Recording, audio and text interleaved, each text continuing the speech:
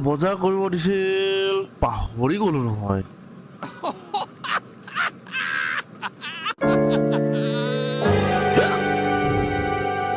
মই কাক দেখিলো মহাত্মা গান্ধীটো নহয় কিয় ভ্ৰমে দেখিলো চাগে বেঞ্চখন চোন খালী আছে ভ্ৰমে হয় বজাৰখিনি জলদি কৰি ঘৰত গৈ সোনকালে শুই যাম Bizarre Pirar episode.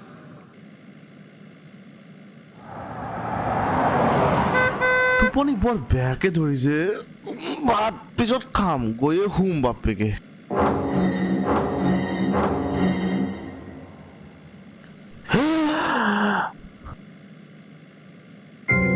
আকৌ দেখিলোচোন টোপনিৰে নিচা চাগে After 48 minutes. গৈছো আৰে উৰি আহিম নেকি ফুসকাৰি আহি আছো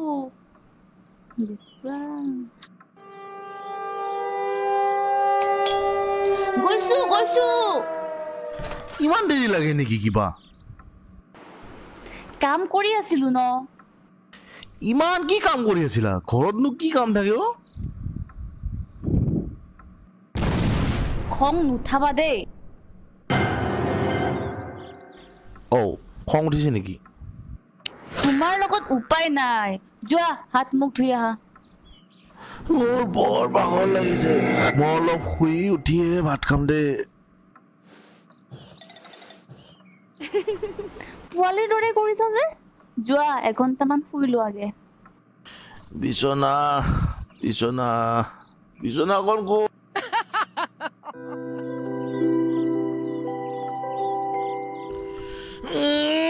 ড্ৰেছ পিছত চেঞ্জ কৰিম এনেকে শুই যাওঁ নোৱাৰিছো আৰু In dreams. মজা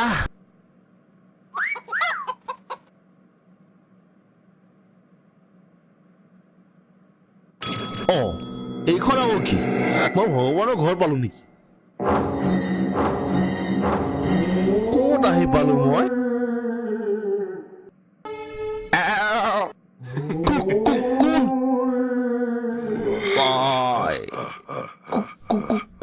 কোন মই ধুনীয়া হ'ব নাছিল আপুনি ক'ৰ পৰা আহিলনো আজিৰ দিনত কি হৈছিল আজিৰ দিনত কি হৈছিল কি দেখিছিল মনতে পৰা নাই যে After sleeping for 1 hour. শুনিছা উঠা কিমান শুৱা আৰু উঠা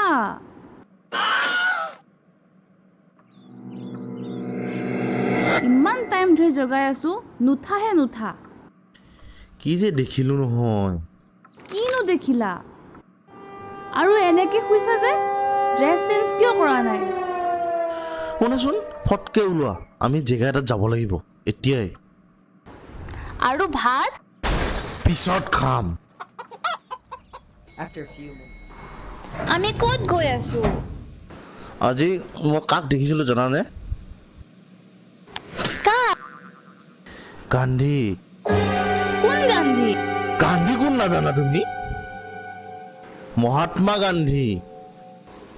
মই ৰাহুল গান্ধী বুলি ভাবিছিলো খং উঠাবা কোৱা কি হ'ল মহাত্মা গান্ধীয়ে মোক হাত দেখাই হেল্ল' মানে হাউকিয়া বুলি ক'লে তাৰপিছত আকৌ বাছ ষ্টেণ্ডত মোক হাউকিয়া বুলি ক'লে পিছে এটা কথা কোৱাচোন হাউ কি হা মানে হেল্ল' নেকি নলবাৰী ভাষাত হয়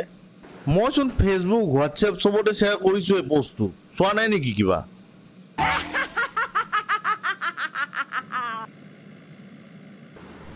এতিয়া কোৱা আমি ক'ত গৈ আছো গান্ধী মণ্ডপ ক'ত আছে সেই শৰণীয়া পাহাৰৰ একদম শিখৰত আছে আমিচোন তাত গৈছিলো অঁ পিছে ঠাই টুকুৰা বৰ বেয়াকে অৱহেলিত হে হে সঁচাকৈ কিন্তু সিদিনা মই যাওঁতে কিবা বনাই আছিল নতুন কৰি মই লেবাৰ কেইটা সুধিলো যে কি বনাইছ সিহঁতে ক'লে দাদা আমি বনাইহে আছো কি হৈ আছো নাজানো লেবাৰে ক'ত জানিব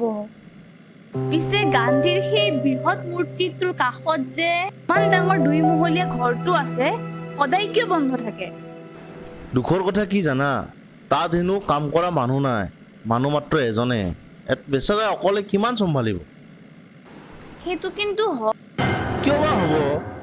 ভাল ষ্টাফ এটা ইমিডিয়েটলি এপইণ্ট কৰিব লাগে তেতিয়াহে টুৰিষ্টবোৰ আহিব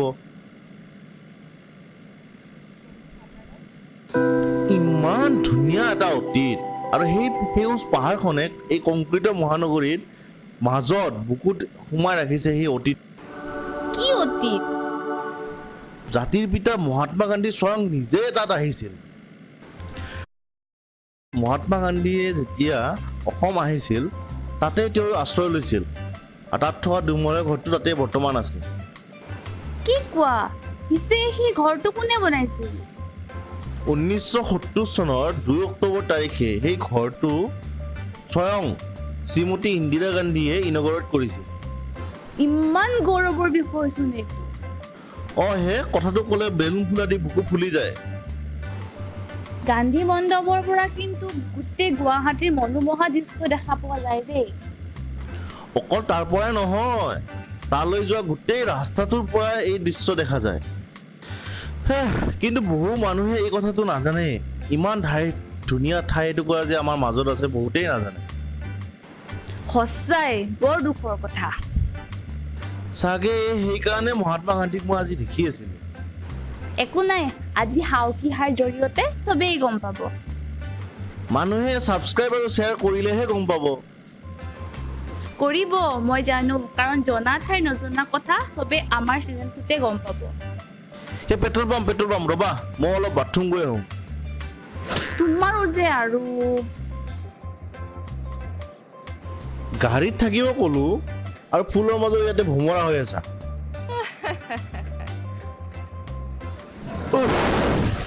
হাগাৰ সমান কিন্তু সুখ নাই দেই পিছে ডাঙৰ এটা খবৰ গম পালো জানানে কি মহাত্মা গান্ধী এবাৰ নহয় দুবাৰকৈ অসম আহিছিল হা কি কেতিয়া 1921 চনত আৰু 1946 চনত আৰু যে সেই দুমহলীয়া ঘৰটো সেই সময়ৰ প্ৰধানমন্ত্ৰী শ্ৰীমতী ইন্দিৰা গান্ধী আৰু আমাৰ মুখ্যমন্ত্ৰী বিষ্ণুৰাম মেধিৰ উপস্থিতিত ইনগৰেট কৰা হৈছিল আৰু এটা ভাল খবৰ কি জানা কিনো কোৱাচোন এই মণ্ডপটোৰ অলৰেডি সৌন্দৰ্য বৰ্ধনৰ কাম ষ্টাৰ্ট কৰা হৈছে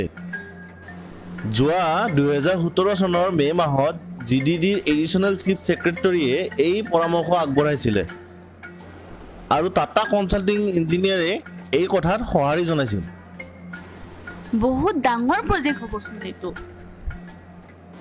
আনুমানিক 3.10 কোটি টকা আৰু মাটি লোৱা গৈছে 1.07 হেক্টৰ বাপৰে পিছে এই প্ৰজেক্টটোত কি কাম কৰিবনো গান্ধীজীৰ মূৰ্তিটোৰ চাৰিওপিনে বাগিচাখন নিৰ্মাণ বৰ্তমান থকা ষ্টেজখনৰ পুনৰ নিৰ্মাণ ফ্ৰণ্ট ছাইড আৰু এণ্ট্ৰেঞ্চ গেটখনৰ ৰিইনোভেশ্যন ফুড কোৰ্টৰ নিৰ্মাণ যিটো নেকি বৰ্তমান নাই চাৰিওফালে থকা জংঘলখনৰ সৌন্দৰ্য বৰ্ধন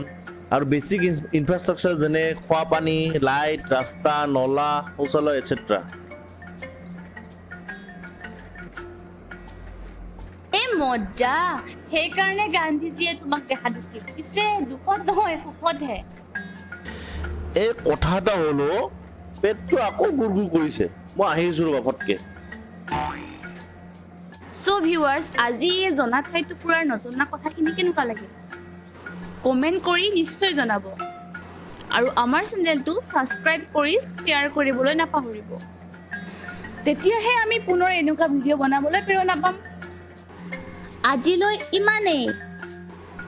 চাই থাকক হাউকিহাৰ